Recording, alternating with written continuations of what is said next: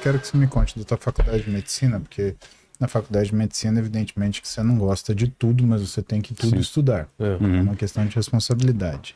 O que era a tua estratégia para você lidar com as matérias que você não gostava, né? O que você fazia? O que eu tentava fazer, eu tentava trazer um incentivo emocional para aquilo. Então, eu tentava me visualizar ou vendo, ou usando aquilo de alguma forma na minha vida. Tentava lembrar de algum parente, algum amigo que passou por aquela patologia, que teve aquilo, né? Como poderia usar aquilo. E quando não tinha jeito mesmo, muitas vezes acabava ficando para a última hora, que é comum, né? E aí, o que funciona muitas vezes, né? Tem até o premeditato malorum, né? Do Sêneca. Você visualizar a falha, né? Tem até estudos sobre isso. Eu fazia isso para stand-up. Quando eu ia testar um texto novo, eu imaginava aquela piada não dando certo. E qual seria o pior cenário? Ignorar, eu falei, tá, beleza. Aceitei que esse é o pior cenário. Tudo que vier além disso vai ser bom. Provavelmente você fala assim, nossa, mas essa piada foi uma porcaria, né? E aí ia ficar engraçado. Né? Você falando ela só funciona uma vez no show. Sabe aquela? Essa piada foi uma merda, a galera ri. Na segunda que você errou, você não pode usar mesmo que a pessoa fala, tá, agora a piada boa, então. Não, então faz o contrário. Pô, Rick, essa piada foi inteligente, pô. Só todo mundo que é inteligente entendeu. Você ia ver cara gargalhando. Exatamente. Nem que fosse de mentirinha. É interessante que você falou, são duas coisas que a gente... durante a graduação a gente olha bastante, principalmente na parte de quando a gente passa nas cadeiras de começando na fisiologia, né? A primeira frase que a gente tem, né? Na neurofisiologia, por exemplo, a emoção é a cola da memória. Então o que você estava tentando fazer? Olha que legal, de uma forma intuitiva você estava pegando, colocando emocionalmente conteúdo para que a tua memória ela funcionasse melhor. E por memória a gente fala de atenção. Se você não consegue ter atenção, você também tem memória, são coisas correlatas.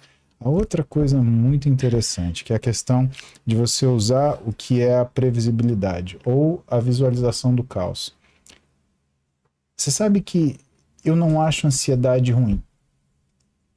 Eu acho ansiedade, na realidade, um dos sentimentos humanos básicos, porque eu acho que a gente não pode deixar acontecer é alguém mudar o amplificador. Imagina como se fosse um amplificador. Tem uma modulação. Volume. Né? Então, se você pega, eu tô blasé, alguma coisa legal pode acontecer, ansiedade. Alguma coisa muito ruim pode acontecer, medo. Alguma coisa muito ruim está acontecendo e eu posso ser muito ferido. Pânico, e assim sucessivamente. Eu olho as coisas assim, eu olho como se fosse um botão amplificador. Então, eu acho que a gente não pode combater o sentimento, a gente tem que aprender a domar eles de uma forma muito precisa. O nível de ansiedade, ele trouxe, de certa forma, trouxe a gente até aqui. Sim. O problema é agora que a gente está exposto a muito mais coisas, essa ansiedade, ela fica batendo sempre, né? Aquele medo de qualquer coisa acontecer, ou ansiedade de alguma coisa acontecer boa ou ruim, né? Exato, ela se torna patológica. E tem um cara que é o Adam Grant, que ele fala uma coisa muito parecida, que é... e que, na realidade, ele defende o que é a ansiedade como um processo de evolução? Controle da nossa função e eficiência. Por quê? Controle da nossa evolução e eficiência. Por quê? A gente... sempre tá falando mal do que é difícil a gente ter... ele tá com déficit de ereção aqui. Acho que a gente precisa... Tá lá, filho. Tá da lá! Não adianta, eu pego ele... O que esse cara fala? Ele fala que a gente tá tão preocupado com o pessoal que tem procrastinação por causa da ansiedade, né? Então, o mecanismo de ansiedade, defesa é fuga. Ansiedade, defesa é fuga. Confrontamento, defesa, fuga e assim vai. Só que ele fez... Eu assisti uma palestra desse cara, ele fez uma análise sensacional. Ele pegou e falou o seguinte, como é que era você quando você ia fazer o seu trabalho da escola no ginásio? Né? Então, você tinha lá 6 meses para fazer o trabalho. Aí você falava assim, não, legal. Tenho tempo. Não temos... 15 minutos por dia... Vou terminar, beleza. Só que aí passa 2 meses e falta 4. Aí você faz a conta e fala, não, meia hora por dia, beleza. Tiro de letra. Falta 1 mês. Não, se eu fizer 1 hora por dia, beleza. Dia anterior da apresentação do trabalho. Puta caralho, fudeu. E aí, o que acontece? E de repente sai um trabalho legal pra caramba. Né? Isso aconteceu comigo, eu tava na 6ª, 7ª série, alguma coisa assim. É a história da minha vida. Isso foi minha história de literatura. Tinha que fazer um caderno de poesia no colégio.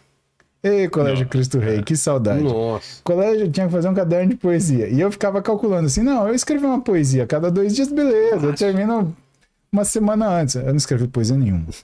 Cara, pra piorar, nem eu, nem um amigo meu. Na época, um dos meus melhores amigos, Jaime Maldonado, que hoje é médico também, e o Jaime, a gente olhou pra cara do outro e falou, e agora? Vamos escrever poesia. Puta, escrevemos um caderno de poesia da noite pro dia, assim, e, cara, sofrendo. Ele um olhava pra cara do outro e desmaiava, assim, no sono, e a gente era moleque, não tinha droga, não usava droga. O que a gente fazia? Tomava Coca-Cola com café. Nossa, cara. Chegava uma hora que a gente dormia tremendo, assim, e pegava no sono. Mas ficou bom pra caramba. Só que depois disso daí eu aprendi. Nunca mais quero passar por isso. Mas, de certa forma, né, a ansiedade ou o monstro do pânico, ele vem e ele coloca você naquilo que é o ponto, tem que fazer. Então, a gente muitas vezes precisa desse mecanismo. O famoso o papel da adrenalina, né? Exato. Exatamente. A adrenalina entra. E a adrenalina no cérebro... Isso tem muito... Pro artista isso é muito complicado. Você trabalha com artista e você não colocar prazo, esquece. O cara que, sabe... Se o cara é muito artista, assim, se ele... Tem essa lateralidade de pensar. Esperar ter a ideia, o negócio. Então, você fala assim, eu preciso para segundo. E o cara tem a ideia. Olha que interessante que eu vou chegar aí, tá? Porque a ideia desse cara, ela não termina aí. Ela fala, e o cara que é o precrastinador? Procrastinador? Precrastinador. O que é isso? Você nunca ouviu esse termo? Não. Vamos contar pra ele. Precrastinador... O cara tem. que... É aquele cara que tava na escola, era aquele lazarento que a professora dava tarefa. Nossa, já chato, acabei, velho. professora. Terminei, não tenho dúvida. E agora? O que tem? Achei que tinham sacrificado todos eles. Existe não, ainda, infelizmente, né? existe. Existe e agora eles têm internet, e tem Instagram, e tem X e todas essas porcarias. São os caras que criticam a agenda toda semana. Lá, nossa, né? É só você olhar. Tudo ejaculação precoce. É sempre assim. Precrastinador. Isso é um sofrimento também, porque a pessoa ela precisa fazer a coisa naquela hora. Só que qual é o problema do cara que é precrastinador e do cara que é procrastinador? É a dificuldade do desenvolvimento de criatividade. Por quê? Porque quando a gente olhava o trabalho do De Masi falando sobre o ócio criativo, né, muitas pessoas não entenderam o que é a necessidade do ócio criativo. O ócio criativo, na realidade, é um tempo de reflexão que você precisa para conectar aquela ideia que está extremamente localizada num ponto com tudo aquilo que você tem de experiência, de sensação, de vida, do seu conhecimento, da sua sabedoria. E aí as coisas começam a fazer um sentido maior. Então, o que esse cara ele mostrou? Ele mostrou o seguinte, que tanto se você é um procrastinador quanto um precrastinador, aquilo que é a tua atividade de criatividade, ela é ruim.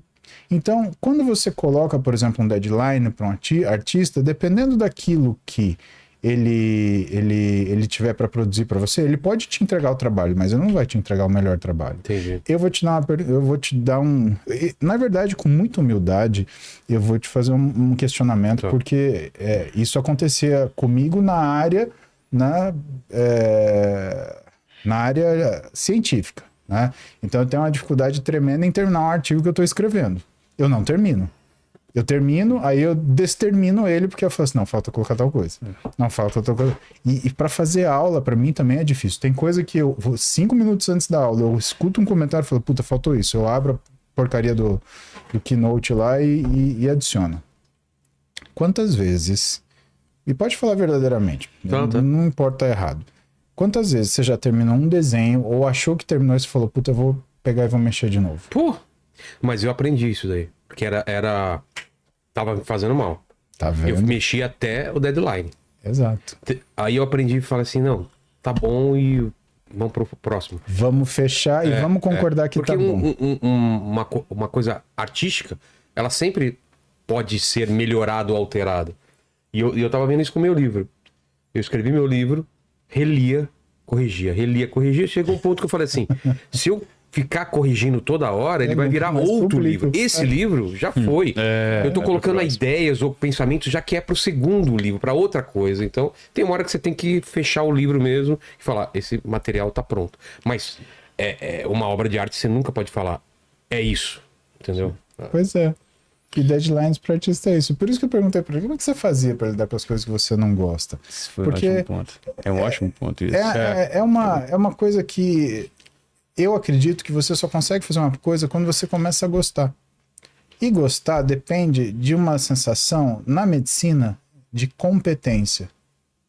Aquilo que você não sabe fazer, você detesta. Eu odeio, sei lá, passar sonda nasogástrica. Sei. Por quê? Porque eu nunca passei. É porque eu tentei uma vez, o paciente passou mal, eu nunca mais quis fazer. Tem um motivo relacionado. Então, assim, tudo que você fica muito bom pode ser a coisa mais chata do mundo.